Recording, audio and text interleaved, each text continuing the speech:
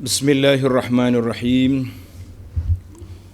Alhamdulillahi rabbil alamin. Wassalatu wassalamu ala rasuli rabbil alamin. Nabiyyina wa habibina wa qudwatina Muhammad ibn Abdullah wa ala alihi wa sahbihi wa man sar ala nahjihi wa ihtada bihadihi wa istanna bisunnati ila yaumiddin. Amma ba'du. Muslimin dan muslimat, para pencinta ilmu, Assalamualaikum warahmatullahi wabarakatuh.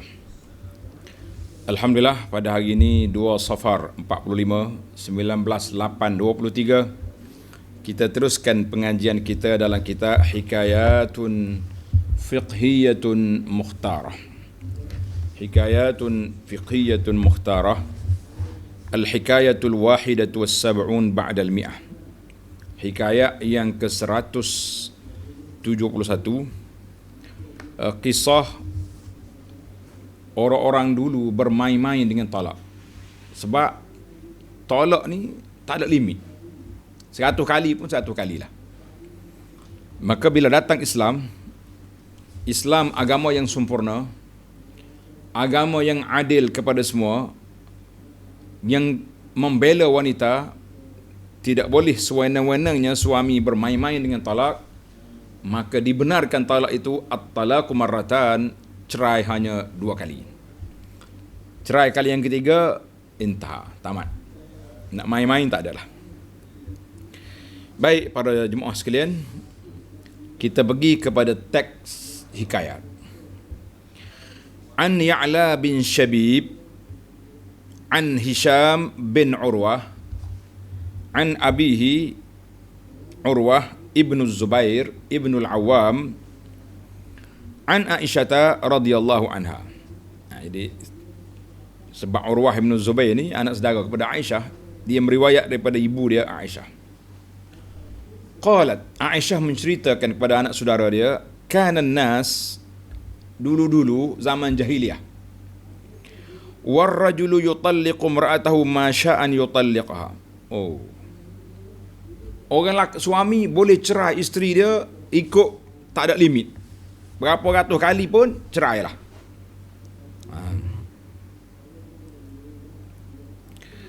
Wahya mar'atuhu izar taja'ha wahya al-fil iddah. Maknanya contohnya kita kata cerai ni dalam tempoh 3 bulan habis ada. Tinggal lagi seminggu nak habis ada, dia mari rujuk kelik. Tergantung apa dia panggil.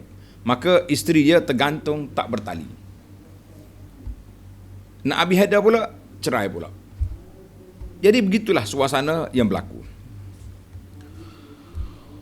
Wa in talaqaha mi'ata marrah au akthar, la haula wala quwata illa.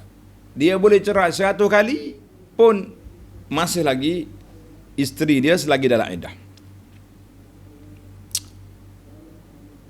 Qalat hatta qala rajulun li imraatihi. Jadi seorang suami ni kata kepada isteri dia, dia tak tahu lagi, tak ada hukum lagi. Dia pakai hukum lama zaman jahiliyah dulu. Dia kata, wallahi la utalliquki fatabinina minni wala awiki abada. Dia bersumpah, wallahi, demi Allah, aku tidak akan ceraimu sehingga kamu terputus daripada aku. Maksud dianya, kerana dia cerai ni jadi putuslah daripada hubungan suami isteri. Tapi mana aku tak akan lepasmu begitu saja. Qalat wa kaifa zak. Isteri tanya, macam mana macam ni? Cerai tak putus ni macam mana? Orang Kelantan kata, lagu mana dia mau nak buat? Dia mau nak buat lagu mana? Dia kata, qala utalliquki, aku ceraimu. Fakullama hammat indatuki an tanqadi raja'tuki. Bila nak habis dah, aku rujuk klik. Sambung pula 3 bulan lagi. Jadi si isteri ini rasa ini satu penganiayaan. Fazahabatil mar'atu hatta dakhalat ala Aisyah fa akhbaratha. Si isteri ini pergi mengadu kepada Sayyidah Aisyah radhiyallahu anha, menceritakan apa yang ugutan suami dia tadi. Fasakatat Aisyah tu. Aisyah diam, tak jawab. Sebab apa tak jawab? Sebab tidak ada hukum. Macam mana dia nak jawab? Belum ada undang-undang, akta belum ada. Hatta ja'an Nabi sallallahu alaihi wasallam fa akhbarathu. Bila Nabi balik ke rumah, Aisyah pun cerita kepada dia apa peristiwa yang berlaku. Fasakatan Nabi sallallahu alaihi wasallam. Nabi pun diam juga, tak kata apa. Tak kata, apa ni? Ini cerita jahiliah ni, cerita zaman dulu ni. Nabi tak kata apa. Hatta nazal al-Quran, sehingga turunlah Al-Quran, surah, tanda ni pelajar, surah Al-Baqarah ayat 229. Surah Al-Baqarah ayat 229. A'udzubillahi minasyaitanirrajim. At-talaqu marratan. Cerai itu hanya boleh 2 kali. فَإِمْسَاكُمْ بِمَعْرُوفٍ أَوْ تَسْرِيحٌ بِإِحْسَانٍ. Kamu pegang betul-betul isteri dengan baik, rujuk balik semula tenang-tenang, atau tasrih, atau lepaskan dengan baik. Maknanya Quran bagi kata putus. Tak ada lagi zaman jahiliah boleh mempermain-mainkan rujuk cerai sampai 100 kali. No. Maratan 2 kali saja. Qalat Aisyah tu, Sayyidah Aisyah berkata, fasta'nafan nasu talaq mustaqbalan. Maka hukum ini digunakan untuk yang akan datang. Yang lepas-lepas dia main dah tu nak buat macam mana?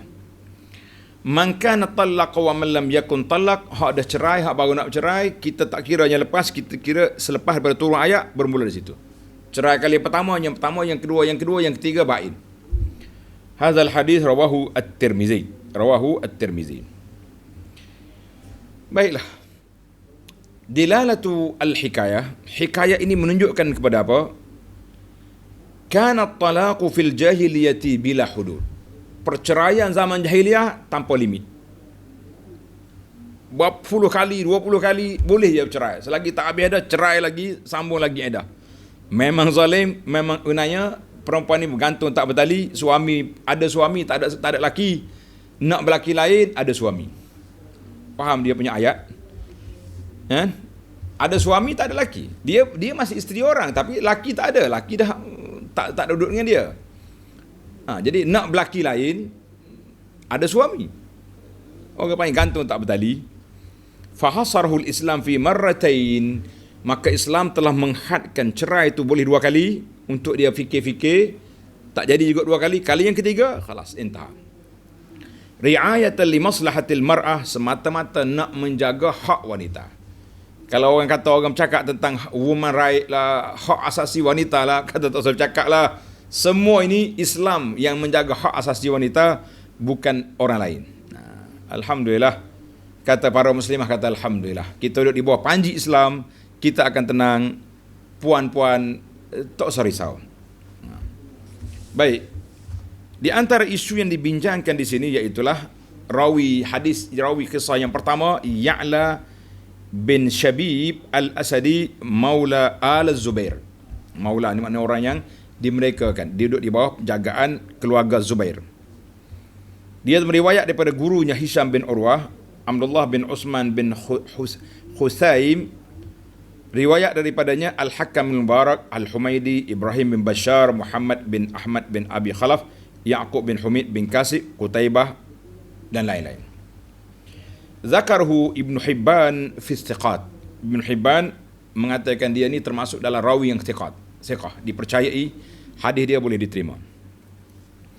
Wa qala anhu Ibn Hajar, tapi Ibn Hajar berbeza sikit, dia kata layyinul hadis. Hadis dia agak tidak kuat.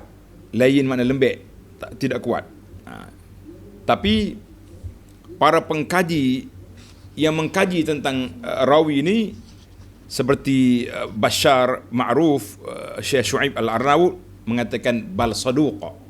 Mana dia bukanlah lembek sangat tapi dia peringkat saduq, mana orangnya benar, hasanul hadis dia baik. Jadi kita kata mudah-mudahan ini antara riwayat yang mengatakan di sini. Jadi kalau kita cerita tentang al-jarh wa ta'dil, bagaimana ulama-ulama dulu sibuk duk bincang tentang rawi, nama perawi, sifat-sifat dia. Kenapa? Sebab mereka nak mempertahankan, menjaga hadis Nabi sallallahu alaihi wasallam Lebih-lebih lagi pada kurun yang 4 yang awal itu. Sebab pada waktu itu istaddal wad'u wa kathura al-wadda'un. Ramainya reka hadis palsu. Sehinggalah hadis palsu ni menjadi suatu barangan yang begitu laris. Sebagaimana sekarang ni dipopularkan satu istilah nama dia penunggang agama. Dulu orang panggil penunggang hadis. Penunggang hadis ni bila dia jual hadis ni macam-macam, jadi orang percaya, dia jadi glamour, dia jadi hebat, barang-barangnya dia jual laris, semuanya berlaku. Tapi alhamdulillah para ulama Islam telah berjuang membela hadis Nabi sallallahu dengan meletakkan ilmu hadis, ilmu al-jarh wa ta'dil, menilai para perawi. Kita kata semoga Allah Ta'ala balas kepada mereka balasan yang baik di atas usaha yang dilakukan itu. Maka zaman kita ini tak ada lagi pereka hadis palsu, tapi penyebar hadis palsu masih berluasa. Ni tak ada sebab-sebab ni, kita tak pandai apa pun. Tiba-tiba buat poster lah hadis-hadis palsu, masih lagi disebar-sebarkan. Kita mengatakan para admin kalau tak pandai tak usahlah duduk cari kerja. Nanti kita masuk dalam perbuatan dosa besar. Man kadzaba alayya muta'ammidan, siapa dia dusta ke atasku dengan sengaja, falyatabawa maq'adahu minan nar, maka ambillah tempat duduknya dalam neraka, wal iyaz billah. Jadi tak usah. Baik,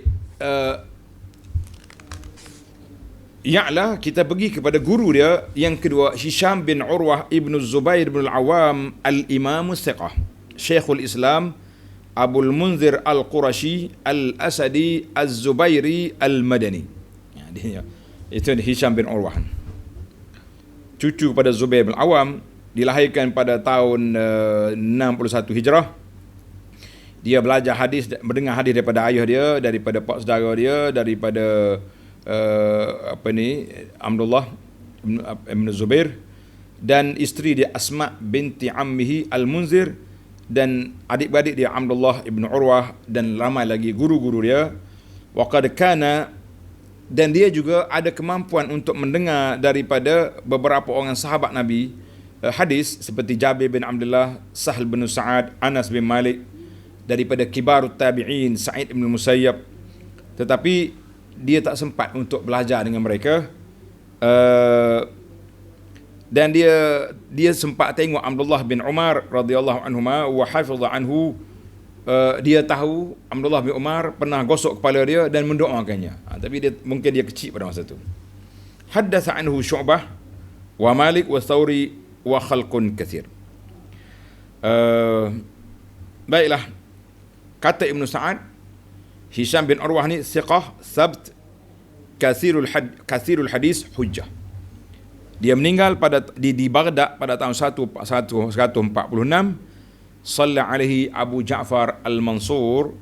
Dikatakan bahawa dia hidup selama 87 tahun. Ada kata lain daripada itu. Wa hadithu Hisham, hadis riwayat daripada Hisham bin Urwah lebih daripada 1000 hadis, 1000 hadis. Kemudian kita pergi kepada rawi yang ketiga, Urwah ibnu Zubair. Urwah ibnu Zubair, Urwah ibnu Hawari. Az-Zubair itu dikenal dengan Hawari, maknanya orang yang rapat dengan Nabi SAW. Anak makcik dia Safiyah binti Abdul Muttalib, Az-Zubair bin Awam bin Khuwailid bin Asad, Abu Abdullah Al-Qurashi Al-Asadi Al-Madani Al-Faqih, salah seorang daripada fuqaha Al-Madinah As-Sab'ah, Urwah ibn Zubair. Qadimal Basrah ala Ibn Abbas, dia pergi ke Basrah untuk bertemu dengan Ibn Abbas, sedang Ibn Abbas menjadi gubernur di Basrah. Maka faqala li Urwah man qala hadha, jadi itu dia panggil Ibn Abbas, jumpa dengan dia. Baiklah,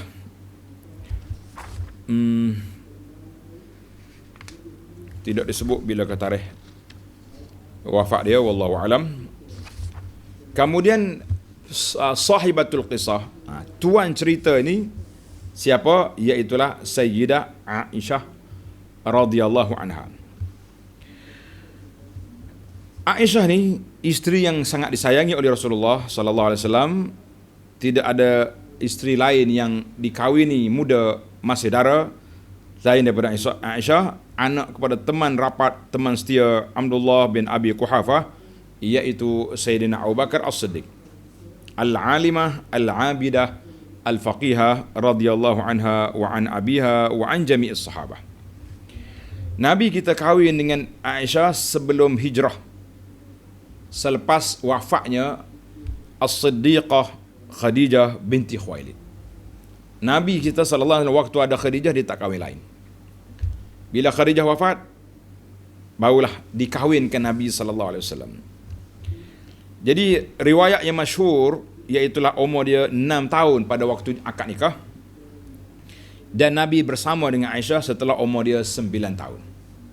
Tidak peliklah, orang Arab masa tu biasanya umur 9 tahun dah balik, dah ada haid, maka dia boleh duduk dengan suami.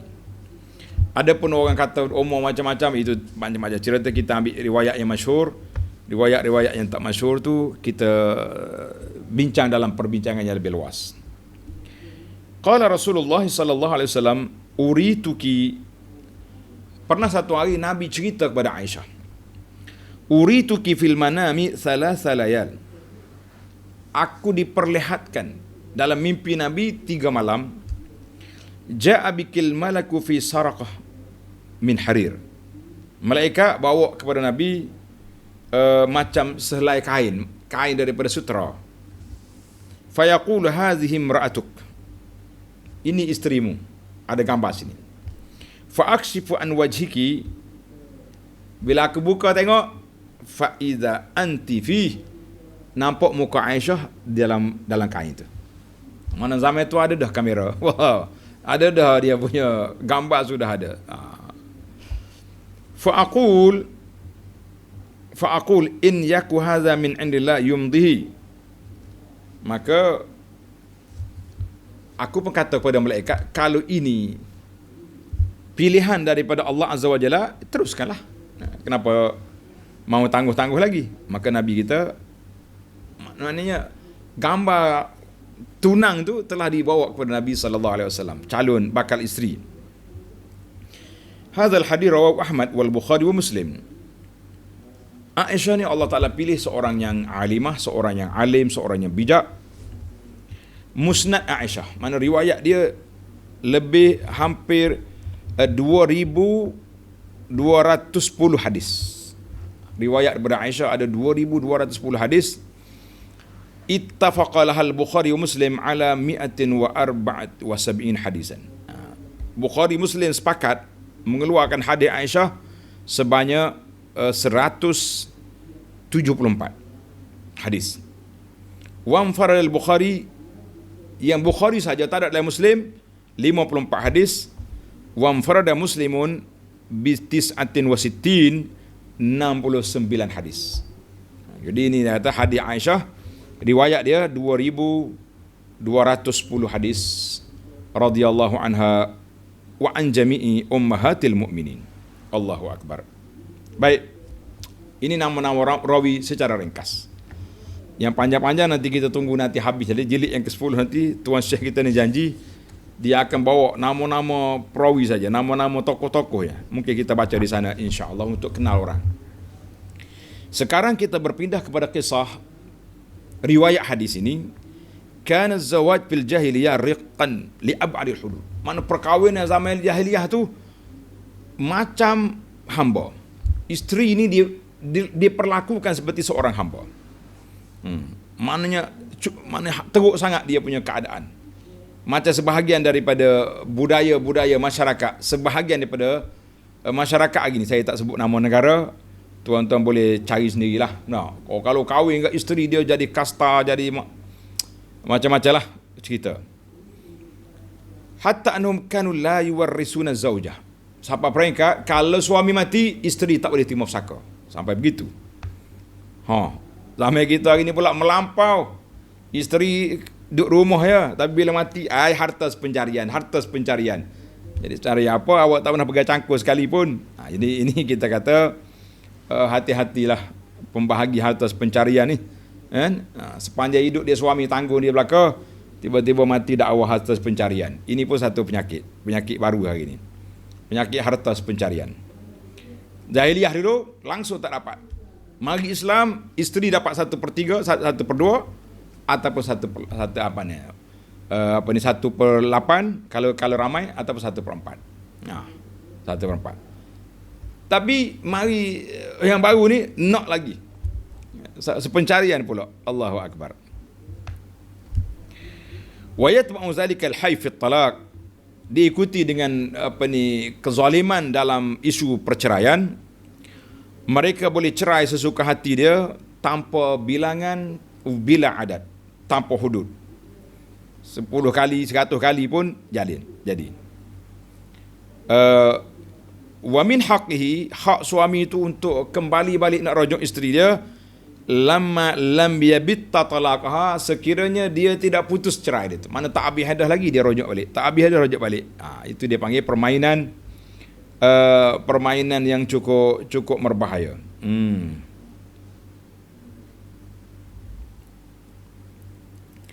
Wastamar al-amra, budaya ni terbawa-bawa sampai kepada permulaan Islam, sebab belum lagi ada hukum, Al-Quran belum turun lagi. Jadi bila berlaku pada peristiwa sahabat ini, sebagaimana yang berlaku kepada peristiwa yang berlaku ini, maka isteri suami ini datang jumpa Aisyah radhiyallahu anha. Aisyah tak kata apa, diam. Dia report kepada Nabi sallallahu alaihi wasallam juga diam, sehinggalah turun ayat. Nabi tak akan berkata-kata tanpa wahyu. Baiklah. Isu yang keenam, wanita ini pergi ke hujurat, bilik isteri Nabi. Dia tak ada rumah, bilik-bilik je ada rumah. Kecil je. Kalau bahasa kita sekarang ni bukan rumah lah, dia panggil studio.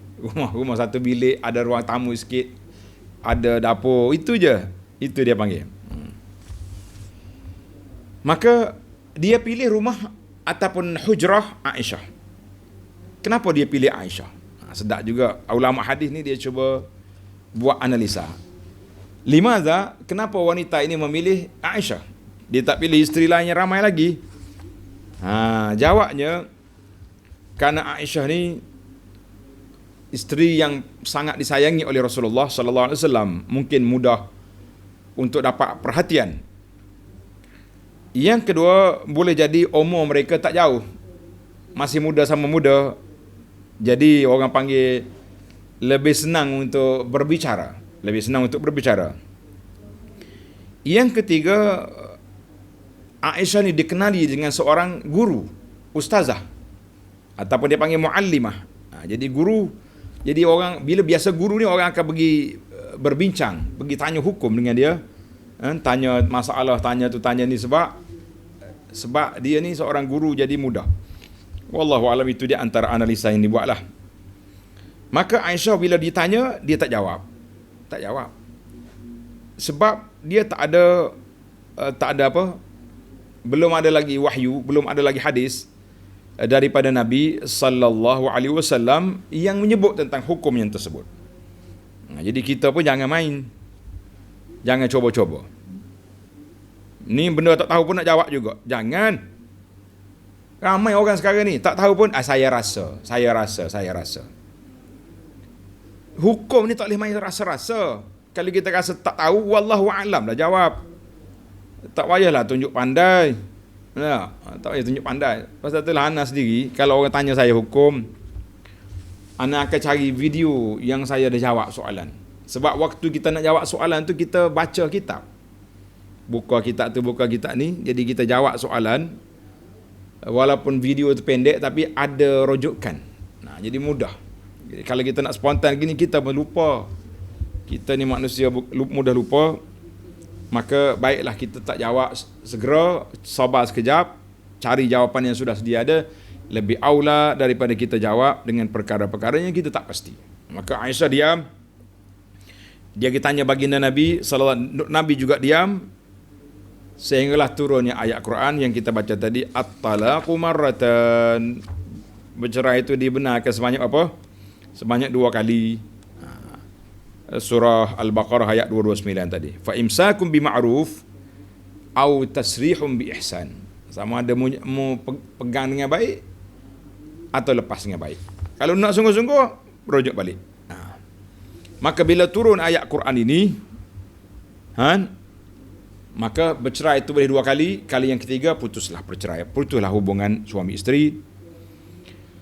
Jadi munzu nuzuli hadhil ayah, bermula daripada turun ayat Quran ini, masyarakat Islam mula terikat dengan undang-undang ini. Terikat dengan undang-undang ini, tak boleh lagi sewenang-wenang, suka-suka, main-main, cerai isteri, tak tentu hala, kita kata sudah tidak boleh, tidak dibenarkan lagi.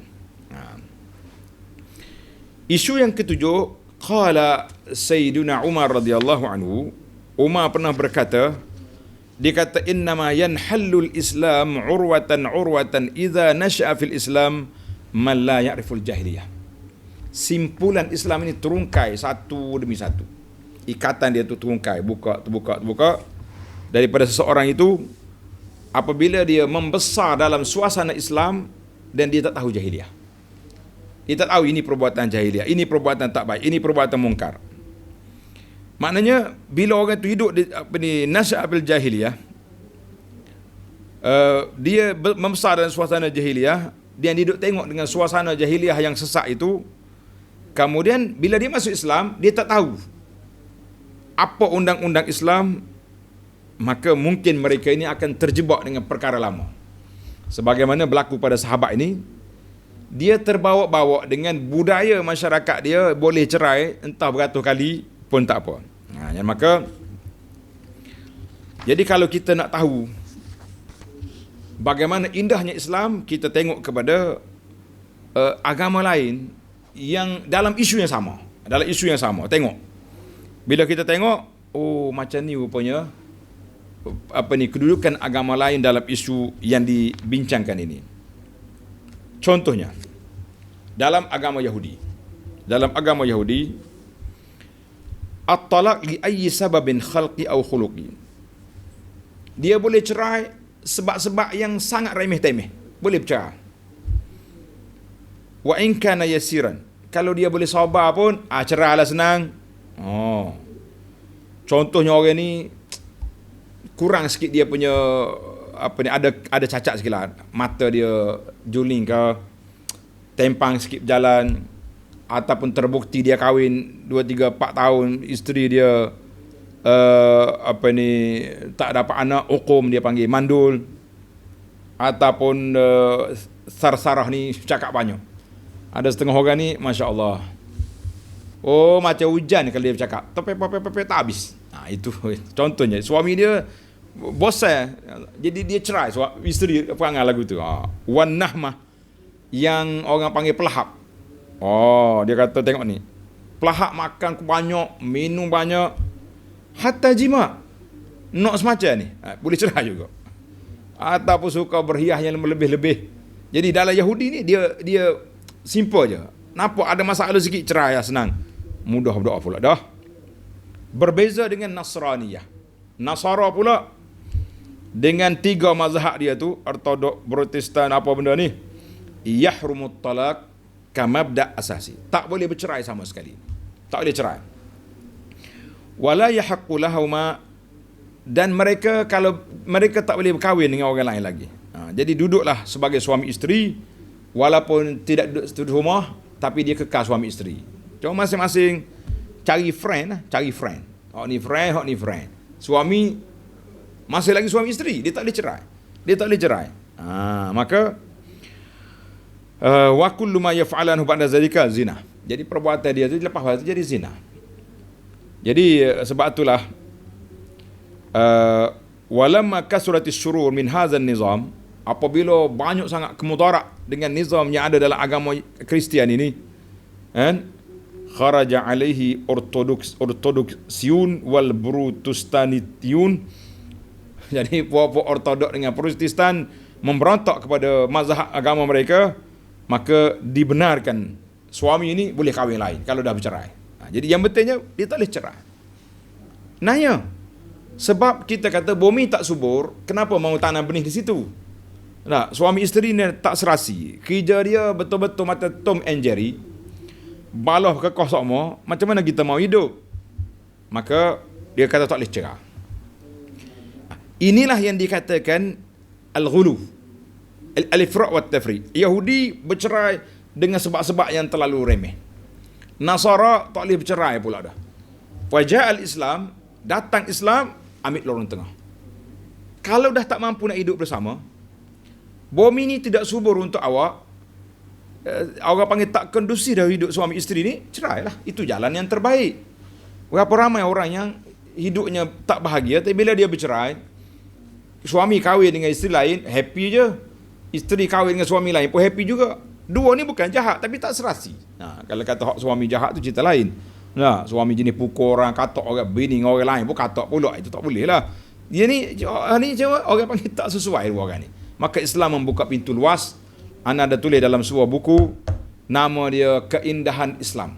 Dalam buku Keindahan Islam, kita ada cerita tentang sebab-sebab perceraian at-talaq. Jadi para jemaah, cela ambil tengok dalam buku kita Keindahan Islam, cukup menarik. Sebab kenapa dibenarkan perceraian?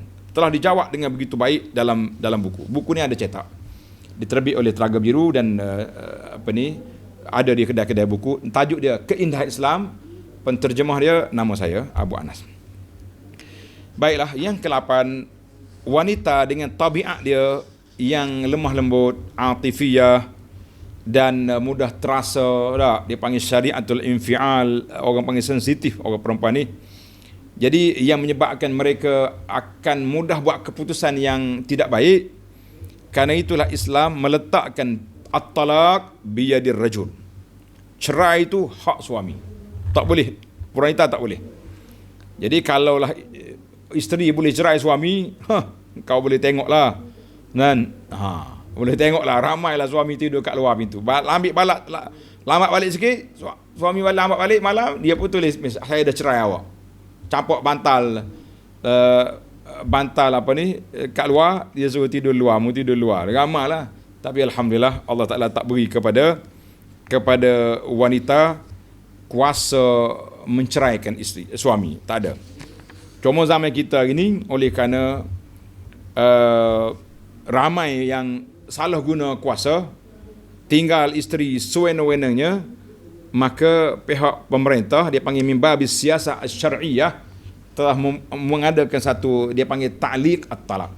Kan lepas orang akad nikah, anak-anak muda ni akad nikah, terus dia baca ta'liq. Sekiranya saya memukul isteri saya dengan pukulan yang sakit, sekiranya saya meninggalkan isteri saya tanpa nafkah, tanpa berita, maka isteri pergi mengadu kepada qadi, hakim syar'i, dan hakim syar'i setelah memastikan benda ni berlaku sungguh, maka dia bayar RM1, jadi talak khul'i. Talak khul'i mana cerai yang tak boleh dirujuk balik. Ini bahaya. Jadi itu je lah jalan penyelesaian yang agak simple, mengikut siasah syariah, dengan sebab ramainya suami tinggal isteri tanpa maklumat. Lebih-lebih lagi yang kahwin dengan orang luar, kahwin dengan Bangladesh ke, kahwin dengan Pakistan ke, tokai kapek ke, tokai apa saja dah. Bila dia balik negeri, dia mati kat sana contohnya. Dia mati kat sana, buku Keindahan Islam. Bila dia mati kat sana, jadi siapa yang kita nak cari? Mana kampung dia? Di puncak tu, atas bukit Tora Bora di Afghanistan. Mana kau mau cari? Tak jumpa cari dah. Maka inilah di antara yang terbaik, yang penyelesaian terbaik, iaitulah ta'liq. Itu salah satu daripadalah. Maka yang ke-9, apa yang dibuat oleh aktivis woman right, hak asasi wanita, untuk mempertahankan hak wanita ni sebenarnya salah, tidak betul. Yang betulnya apa yang dah disyaratkan oleh Allah Azza wa Jalla, iaitulah hak nikah pun hak suami, hak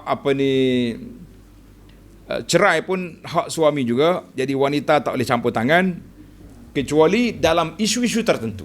Macam tadi masalah suami zalim, kena isteri boleh pergi dakwa di mahkamah bahawa dia telah dizalimi oleh suami dia. Boleh. Ataupun yang penting kena ada pengaduan. Sekarang ni banyak dah anak yang paling lama sekali anak jumpa di zaman kita ni. Satu kira zaman dulu. Zaman kita ni yang paling lama sekali saya jumpa orang yang ditinggal oleh suami 22 tahun. 22 tahun suami ditinggal tanpa nafkah. Waktu dia keluar tu baby baru beranak. Sekarang ni anak dia sudah masuk universiti. Bila dia nak pergi haji, tiba-tiba muncul si suami mengatakan awak tak boleh pergi haji sebab awak isteri saya. Itu dia mari tanya saya, macam mana ustaz? Kata awak dakwa di mahkamah. Pergi tanya qadi ke tidak? Dia kata tidak. Barulah dia tak mengadu. Nak buat apa? Allahu Akbar. Jadi sekarang ni ada juga. Ni yang terbaru ni 5 tahun. Sudah ditinggal oleh suami 5 tahun. Dia kata adakah dia ni status suami isteri? Naam, masih lagi status. Selagi tidak diceraikan, selagi suami tak mati, dia isteri orang. Walaupun suami dia tak ada. Kecuali dia guna akta tadi. Akta ta'liq. Masalahnya akta ta'liq macam mana? Dia kahwin kahwin di seberang. Kahwin di Thailand contohnya. Jadi mana ada ta'liq? Tengok hati-hati. Waktu nak kahwin kita ikut nafsu. Bila sudah ditinggalkan, diunayai, barulah kita nak cari akta. Jadi di mana akta yang ada lagi nak membela awak? Wahai wanita, sabarlah nak kahwinlah dengan cara yang dibenarkan oleh undang-undang, barulah kita selamat insya-Allah. Jadi tak payahlah geng-geng yang duduk main human right ni kita kata tak payah. Kan? Jadi alhamdulillah hak suami sudah ada. Islam datang dengan begitu indah, begitu cantik, begitu mulia. Jadi kitab yang saya sebut tadi ni, nama dia Keindahan Islam. Dalam ni, kitab ni ditulis oleh beberapa orang pensyarah di universiti kami. Ana hanya berusaha untuk terjemahkan dan sebarkan di Malaysia. Dalam ni kita akan cerita tentang kenapa dibenarkan perceraian. Kenapa Islam membenarkan perceraian? Perceraian ni kira tak baik, tapi inilah penyelesaian yang terbaik. Ilaj penawar yang terbaik kepada dua suami isteri yang sudah tidak hidup, tak boleh hidup bersama lagi, tak serasi lagi dia hidup. Jadi kalau kita biar pun dia tak hidup seperti manusia biasa. Nah, dia hidup macam Tom and Jerry buat apa? Orang panggil tak bahagia. Kita hidup suami isteri nak nak bahagia, nak tenang-tenang, tiba-tiba dia duduk dalam suasana yang tak tenang, kita kata tak payahlah. Itu yang penting. Dan dalam ni juga, dalam buku ni juga ada cerita tentang keindahan poligami. Kenapa Islam membenarkan poligami? Yang tuan-tuan, puan-puan nak terima, itu cerita lain. Tapi kita nak bagi tahu kenapa Islam membenarkan cerai dan dia benarkan poligami dan digalakkan perkahwinan. Kita kata masya-Allah. Cari buku Keindahan Islam. Dan banyak lagi lah terjawab dalam buku ni insya-Allah. Banyak perkara yang kita boleh jawab, yang terjawab soalan-soalan yang dibangkitkan oleh sebahagian masyarakat. Lebih-lebih lagi zaman kita yang terpengaruh dengan golongan liberal, golongan sekular, golongan-golongan yang tak apa comel dengan Islam, sehingga ada yang berani saman-saman undang-undang yang Islam. Bukan undang-undang hudud total mengikut Quran lagi tu. Kalau undang-undang hudud tu lagi ramai orang saman. Kita kata samanlah saman, nanti malaikat akan dakwa awak dalam kubur, tunggulah di sana. Sebagai penutup para jemaah sekalian, iaitulah wal al-ahsan min zalika wal aswab, iaitu apa yang benar, apa yang baik itu sekiranya berlaku pertelingkahan, sekiranya berlaku huru-hara suami isteri, maka jalan yang paling baik bukan mengadu pada Facebook, bukan mengadu pada media sosial, bukan buat status, bukan buat TikTok, tapi kita carilah orang-orang yang boleh mendamaikan daripada dua pihak, dari pihak isteri, dari pihak suami. Kita berunding apa masalah dua orang ni. Allah Ta'ala sebut dalam surah An-Nisa ayat 35, wa in khiftum shiqaqa bainihima fab'athu hakaman min ahlihi wa hakaman min ahliha in yurida islahan yuwaffiqillahu bainahuma innallaha kana aliman khabira. Kalau suami isteri ni bimbang, syiqaq, berlakunya perbalahan di antara dua ini, fab'asu, lantiklah hakaman. Hakaman ni orang tengah, dari kalangan isteri, wakil dari kalangan suami. Cari orang yang nak berdamai, jangan cari hak bekir. Setengah hak bekir ni bila sebut gini, cerai lah. Orang tino bukannya seorang pula. Ahli isteri pun meta itu juga, cerai lah. Cari suami lain lebih baik. Jadi kita nak damaikan. Ni anak yoyah-yoyah ni kecil-kecil ni, siapa nak jaga kalau suami isteri sudah bercerai? Mudah-mudah. Jadi orang lain ni jangan lantik jadi hakam. Hakam ni orang yang ada sifat ihsan, Orang yang nak damaikan orang, bukan orang nak hancurkan rumah tangga orang. Jadi maka Allah kata, in yurida islahan, kalau mereka betul-betul ikhlas nak mendamai, yuwaffiqillahu bainahuma, Allah Ta'ala akan beri taufik untuk mencari perdamaian. Karena itu Allah kata di akhir ayat, innallaha kana aliman khabira, Allah Ta'ala maha mengetahui, khabir, lagi sangat amat mendalam ilmu pengetahuannya. Jadi Tuhan suruh kita berdamai, kenapa kita mau berkelahi? Tapi kalau sudah berdamai tak jadi juga, istilah orang muda dia kata tak makan saman juga, falas at-talaq, bercerailah, jalan yang paling baik. Sebagaimana kata orang akhirul ilaj al-kay, mana ubat terbaik antara suami isteri ni bercerai. Wallahu alam.